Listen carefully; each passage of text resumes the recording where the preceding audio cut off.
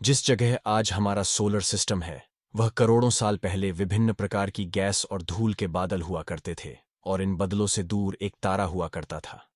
वक्त के साथ साथ इस तारे की ऊर्जा कम होती गई, जिसके कारण उसमें एक विशाल विस्फोट हुआ। विस्फोट की वजह से अंतरिक्ष की यह धूल एक दूसरे से दबने लगी। इस तरह धूल के कण एक दूसरे से जुड़कर उल्का पिंड और पत्थरों में परिवर्तित हो चुके थे, और इसी दबाव की वजह से इन बदलों में स्थित रेडियो एक्टिव पदार्थ ने ग्रेविटी का निर्माण किया। इस ग्रेविटी के कारण बीच में हाइड्रोजन और हीलियम इकट्ठा होने लगे। बीच के इस भयंकर दबाव से एक जोरदार विस्फोट हुआ, और इसी विस्फोट के कारण सूरज का जन्म हुआ। अंतरिक्ष में फैले एस्ट्रोनॉट में भरी वजन की वजह से सूरज के करीब आकर सूरज की परिक्रमा करने लगे। इन एस्ट्रोनॉट के एक दूसरे के करीब आने की वजह से एक दूसरे में भारी टकराव होने लगा, जिसके फलस्वरूप मरकरी, वीनस, अर्थ, मार्स जैसे ग्रहों का निर्माण हुआ।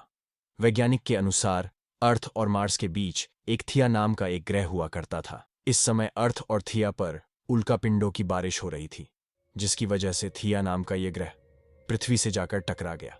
इस टकराव की वजह से हमारे चांद का निर्माण हुआ। उस समय पृथ्वी पर एक ही समुद्र हुआ करता था, जो था 1900 डिग्री पर उबलता हुआ लावे का।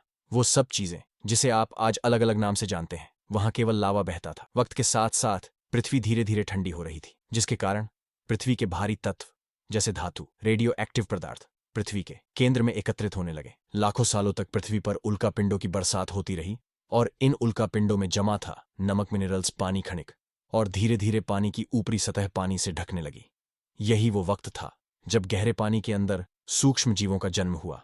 गहरे पानी से कैसे जीव विकसित होकर सरफेस तक आए, जानेंगे किसी अन्य वीडियो में। आज के लिए बस इतना ही। वीडियो अच्छी लगी हो तो वीडियो को लाइक करके चैनल को सब्सक्राइब कर लीजिए।